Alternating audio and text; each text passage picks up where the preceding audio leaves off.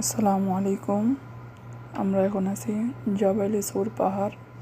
এই পাহাড়ের ঘটনা আমরা অনেকেই শুনেছি। যেন হিজরতের আগে হযরত মুহাম্মদ সাল্লাল্লাহু আলাইহি ওয়াসাল্লাম ও আবু বকর সিদ্দিক রাদিয়াল্লাহু তাআলা আনহু 3 রাত 3 দিন যে পাহাড়ে অবস্থান করেছিলেন, এটি সেই পাহাড় জাবাইলে সুর। এবং কাফেররা খুঁজতে খুঁজতে এই পাহাড়ে আসছিল। আল্লাহর হুকুমে কবুতর বাসা বেঁধে ডিম পেড়েছিল। আমরা এই ঘটনাটা সবাই শুনেছি। এটাই সেই পাহাড়। এই পাহাড়ে আমাদের নবী 3 দিন 3 রাত অবস্থান করেছিলেন। 5,500 ফিট এই পাহাড়টি। আমরা এখন উঠবো না, যেহেতু আমাদের গাড়ি ভাড়া করা গাড়ি আমাদের জন্য অপেক্ষা করবে না, সে কারণে আমরা উঠতে পারবো না। এই পাহাড়ে আমরা উঠবো আত্মতৃপ্তির জন্য, সোয়াবের নিয়তে কেউ উঠবো না। এখানে আল্লাহর বাণী নির্দেশনাবলী লেখা আছে, সবাই দেখে নেবেন। আমরা এখন আছি মসজিদুল মুজদালিফা। এই মসজিদটি আরাফাত ময়দানে অবস্থিত। বিশাল বড় মসজিদ। এই মসজিদে একসাথে 5 লক্ষ মুসল্লি একসাথে নামাজ পড়তে পারবে। এই মসজিদটি শুধু হজের টাইমে খোলা হয়, এছাড়া সারা বছর বন্ধই থাকে। আর হজের খুতবা এই মসজিদ থেকেই দেওয়া হয়। বিশাল বড় মসজিদ।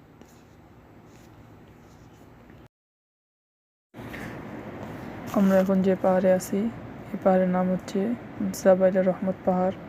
এই পাহাড়ে আমাদের নবী হযরত মুহাম্মদ সাল্লাল্লাহু আলাইহি সাল্লাম ও আদম আলাইহিসসালামের অনেক ইতিহাস রয়েছে। আমাদের নবী হযরত মুহাম্মদ সাল্লাল্লাহু আলাইহি সাল্লাম বিদায় হজের সময় 1 লক্ষ সাহাবীর সামনে যে বক্তব্য দিয়েছিলেন, এই পাহাড় থেকে বক্তব্যটি দিয়েছিলেন। এবং আদম আলাইহিসসালাম ও হাওয়া আলাইহিসসালামকে আল্লাহ রাব্বুল আলামিন জান্নাতে একটি ফল না খাওয়ার নির্দেশ দিয়েছিলেন, কিন্তু শয়তান ইবলিসের ওয়াসওয়াসায় পড়ে তারা ওই ফলটি খেয়ে ফেলেন। তারপর আল্লাহ রাব্বুল আলামিন তাদেরকে দুনিয়াতে নামিয়ে দেন, দুজনকে 2 স্থানে নামান। তারপর তারা এই পাহাড়ে এসে দুজন দুজনের সাথে সাক্ষাৎ হয় এবং তাদের দেখা হয়। পাহাড়ের নাম হচ্ছে জাবাইলে রহমত পাহাড়। পুরা পাহাড়টাই পাথরের। দেখেন কত বড় বড় পাথর।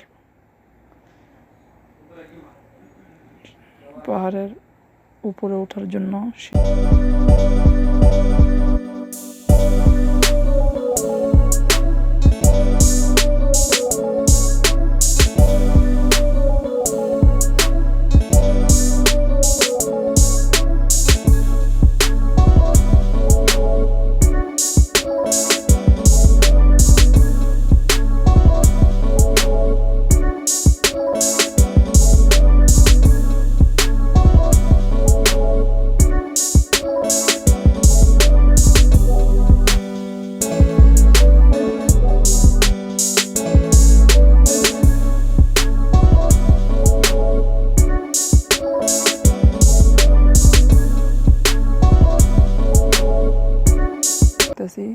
কিছু লোক এখানে নামাজ পড়তেছে।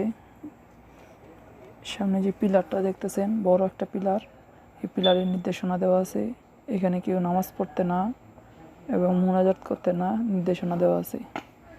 আমরা এটা খেয়াল করব যে এখানে যে নির্দেশনা দেওয়া আছে, নির্দেশনা মোতাবেক আমল করার। আমরা পাহাড়ের উপরে উঠে গেছি।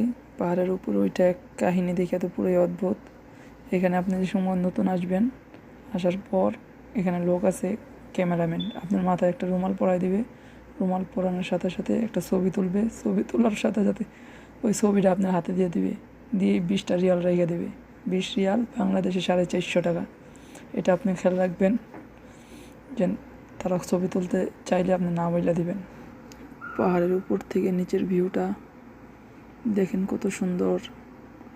আমরা নিচে যা দেখতেছি পুরাটা আরাফাত ময়দান।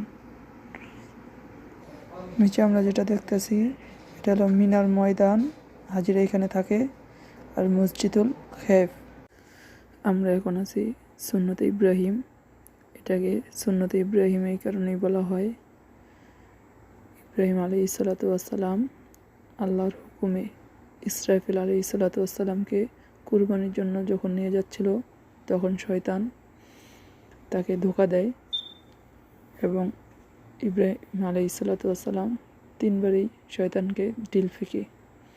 এ কারণে আল্লাহ রাব্বুল আলামিন এ নিয়ম করে দিয়েছে, সকল হাজিরা হজ করার টাইমে এখানে শয়তানকে ঢিল মারে। আর এই যে দেখতেছেন সাদা সাদা গম্বুজের মতো, এটি শয়তানের দেওয়াল, এখানেই ঢিল মারা হয়। 7টা করে 21টা ঢিল মারা হয়।